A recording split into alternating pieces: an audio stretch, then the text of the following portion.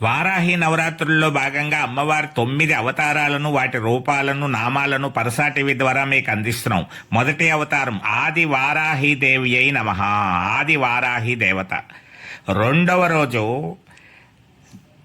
దండిని వారాహి దేవతగా దర్శనమిస్తారు. మూడవ రోజు బృహద్వారాహి దేవతా స్వరూపం, బృహద్వారాహి దేవి అయి నమః. నాలుగవ అవతారంగా ఉన్మత్త వారాహీదేవి అయి నమః, ఉన్మత్త వారాహి దేవతా స్వరూపం నాలుగవ రోజు. ఐదవ రోజు స్వప్న వారాహీదేవిగా అమ్మవారి దర్శనమిస్తారు. ఈ నవరాత్రుల చివరి రోజుల్లో ఇవన్నీ కూడా 1కి 2 సార్లు 3 సార్లు చదివినా చూసినా చాలా విశేషమైన ఫలం లభిస్తుంది.